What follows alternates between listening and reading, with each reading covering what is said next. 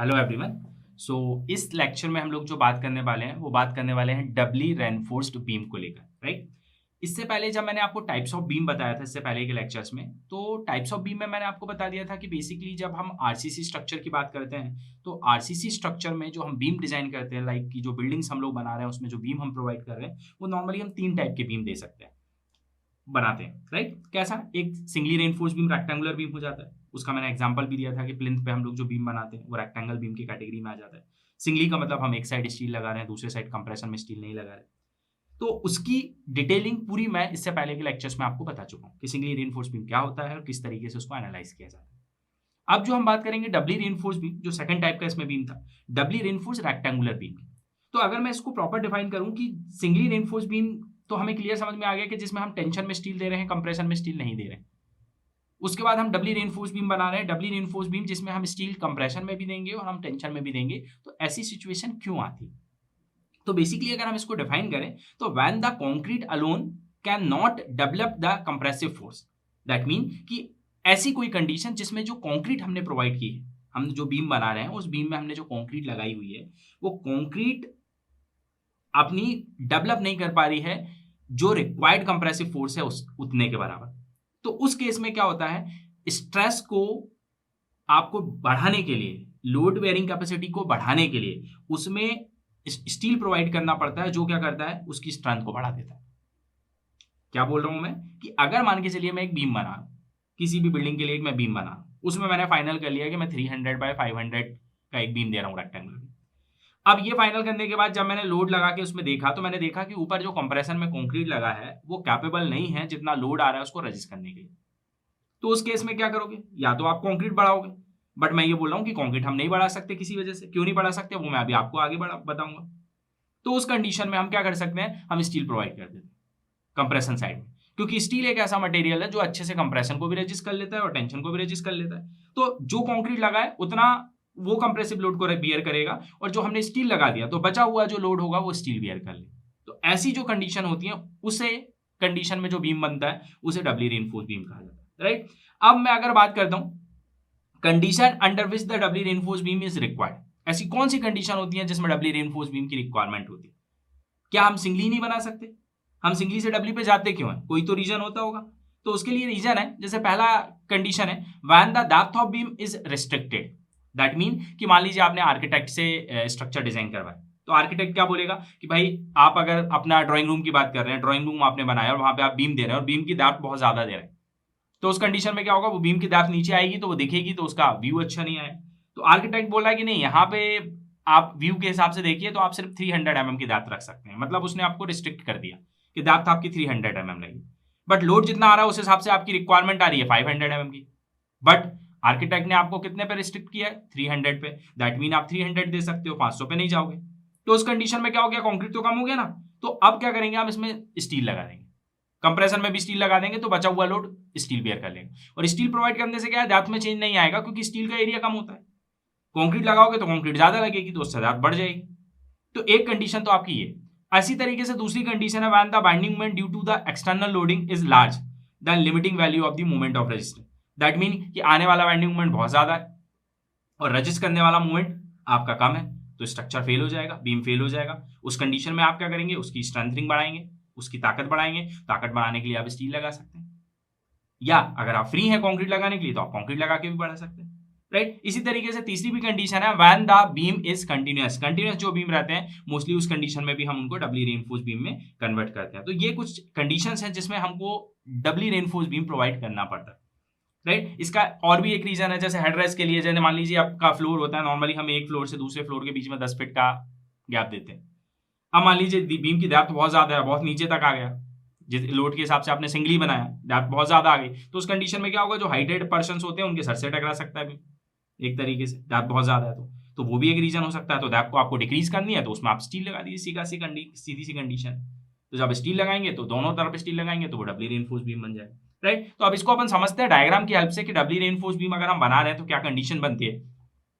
तो मान लीजिए कि अपन बात करते हैं यहां से, ये एक रेक्टेंगल बीम मैं आपको बना के बता रहा हूं कि डबली रेनफोर्स बीम का जब क्रॉस सेक्शन आप देखेंगे तो वो क्रॉस सेक्शन आपको कैसे दिखेगा, ठीक है, ये आपने एक रेक्टेंगल सेक्शन ले लिया। इस सेक्शन में यहाँ कहीं से एक एक्सेस पास होगी जो आपकी न्यूट्रल एक्सेस होगी। इसके ऊपर ऊपर कंप्रेशन है, नीचे नीचे टेंशन है। क्योंकि एक डबली रेनफोर्स बीम बना रहे हैं तो इसका मतलब इसमें नीचे तो स्टील आएगा ही आएगा। ये आपने स्टील की रॉड्स लगा दी, यहाँ पे मैंने 5 रॉड्स लगा दी, और यहाँ पे भी मैं स्टील लगा रहा हूँ, तो यहाँ भी मैं स्टील लगा देता हूँ। ये मैंने स्टील लगाया। इस बीम की विड्थ जो है वो मान लीजिए स्मॉल बी है, राइट। इसके बाद स्टील के सीजी से ऊपर तक की जो डिस्टेंस होती है ये आपका डी डैश होता है। डी डैश मतलब मैं पहले भी बता चुका हूँ, डी डैश मतलब होता है इफेक्टिव कवर। डी डैश का मतलब क्या होगा, डी डैश की बात करूंगा तो इफेक्टिव कवर होता है, इफेक्टिव कवर, राइट। इसी तरीके से अगर मैं यहां से इसकी दाब देखता हूं तो वो स्टील के सीजी तक ये इफेक्टिव डेप्थ ऑफ बीम होती है, जो डी है वो इफेक्टिव डेप्थ ऑफ बीम हो जाएगी, इफेक्टिव डेप्थ ऑफ बीम हो जाएगी, राइट। ये जो हमने स्टील प्रोवाइड किया है नीचे, ये टेंशन को रजिस्ट करने के लिए किया है, तो हम इसको एएसटी बोलते हैं, area of steel in tension. AST का मतलब क्या होता है, ए मतलब एरिया, एस मतलब स्टील और टी मतलब टेंशन। तो ये area of steel in tension हो जाएगा। जो एएसटी है आप चाहे तो यहां लिख दीजिए, AST area of steel in tension, tension, right. इसी तरीके से जो ऊपर स्टील आपने लगाया है, ये जो स्टील है इसको हम एएससी बोलते हैं, क्योंकि हमने इसको कंप्रेशन साइड में लगाया ना, न्यूट्रल एक्सिस के ऊपर ऊपर हमेशा कंप्रेशन आता है, पहले भी बता चुका हूं।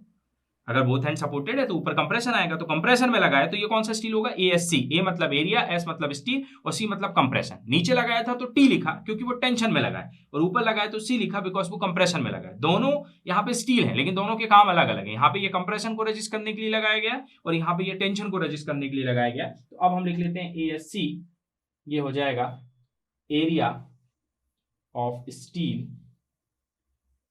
इन कंप्रेशन, इन कंप्रेशन, राइट।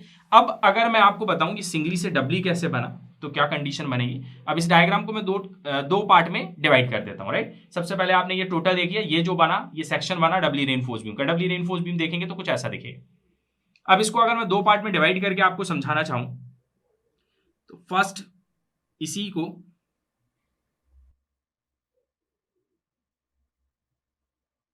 एक बीम ये बना लीजिए, प्लस लगाइए, और दूसरा सेक्शन यहां पे बना लीजिए।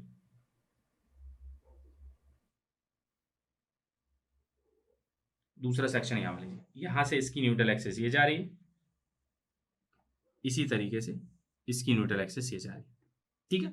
सबसे पहले यहां पे ये सिंगली की कंडीशन में बता देता हूं कि अगर ये सिंगली के पार्ट में होता तो ये कुछ ऐसा दिखता।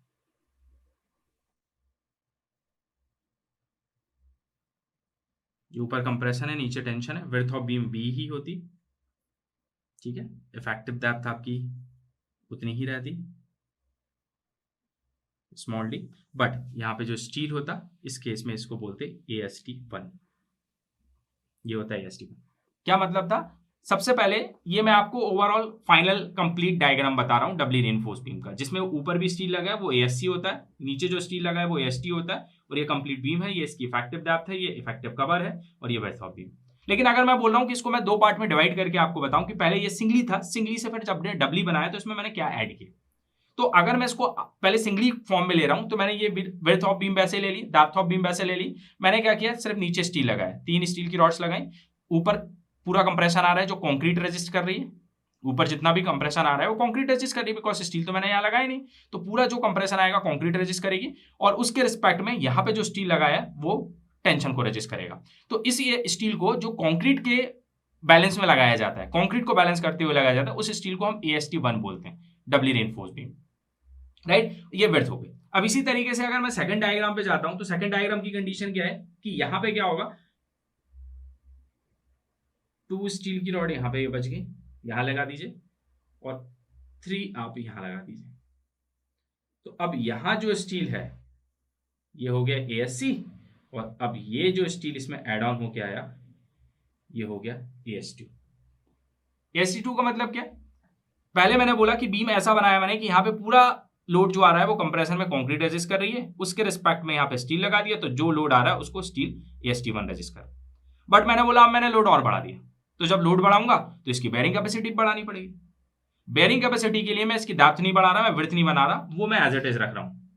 डेप्थ को मैं एज इट इज रख रहा हूं, विड्थ को मैं एज इट इज रख रहा हूं, इसमें कोई चेंज नहीं कर रहा। दैट मीन मैंने कंक्रीट में कोई चेंज नहीं किया। जब डेप्थ और विड्थ एज इट इज है, दैट मीन कंक्रीट में कोई नहीं चेंज किया। लेकिन मैंने बोला कि मेरे को उसकी ताकत बढ़ानी है, तो मैंने क्या किया, इसके साथ साथ में 2 स्टील की रॉड इसमें और लगा दी, ये 2 स्टील एक्स्ट्रा लगा दिया, इसको AST2 बोलते हैं। और कंप्रेशन की ताकत बढ़ाने के लिए मैंने कंक्रीट नहीं बढ़ाया, बट मैंने 3 स्टील की रॉड लगा दी, उसको मैंने क्या बोल दिया, ASC बोल दिया। और जब इन दोनों को मिक्स करके दोनों का एक डायग्राम बनाऊंगा तो ये एक डायग्राम हो जाएगी। 3 तो ये 3 आ गई, ये 2 + 3 तो ये 5 स्टील की रॉड आ। तो कभी भी याद रखिएगा कि जो कंक्रीट को बैलेंस करता है वो स्टील AST1 के नाम से जाना जाता है, और जो कंप्रेशन स्टील को ASC को बैलेंस करता है वो स्टील किसके नाम से जाना जाएगा, AST2। इसका मतलब यहाँ पे टोटल एरिया ऑफ स्टील जो होगा ना, total area of steel in tension, वो क्या होगा, AST के बराबर होगा, जो कि होगा AST1 + AST2 के बराबर होता है। किस केस में, जब हम डबली रीइंफोर्स्ड बीम की बात करेंगे। और जो ASC है वो एरिया ऑफ स्टील इन क्या हो जाता है, कंप्रेशन हो जाता है। इतनी बात क्लियर है। सो डबली रीइंफोर्स्ड बीम को हम कुछ इस तरीके से देखेंगे, जिसमें हम ASC का यूज करेंगे, AST की जगह AST1 और AST2 का यूज करेंगे। और कैसे करना है वो हम आगे के जो केसेस होंगे उसमें स्ट्रेसेस डिस्ट्रीब्यूशन होगा उसमें मैं बताऊंगा, और उसके बाद न्यूमेरिकल्स प्रॉब्लम में बताऊंगा। सिंगली में हम सिर्फ AST देख रहे थे, क्योंकि उस केस में क्या था, सिर्फ कंडीशन ये थी, यहाँ पूरा जो लोड था वो कॉन्क्रीट रेजिस्ट कर रही थी, नीचे जो स्टील था वो सिर्फ इस कॉन्क्रीट के बेसिस पे टेंशन को रेजिस्ट कर रहा था, तो वो सिर्फ एक AST था, तो सीधा हम उसको AST बोलते थे। बट यहाँ पे एक ये पार्ट है और एक ये पार्ट है, इसलिए यहाँ पे एक AST1 है और एक AST2 है, टोटल मिलाओगे तो वो क्या बन जाएगा, AST बन जाएगा। ठीक है, तो इस डायग्राम को 2 पार्ट में डिवाइड करके बनाया, दोनों को जब मिक्स कर दोगे तो फाइनली आपके पास ये डायग्राम बनेगा, और ये डायग्राम किसका है, ये डबली रीइंफोर्स्ड बीम को रिप्रेजेंट करता है। सो नेक्स्ट क्लास में मिलते हैं, जिसमें मैं आपको डबली रीइंफोर्स्ड बीम में स्ट्रेसेस के डिस्ट्रीब्यूशन को बताऊंगा। Thank you.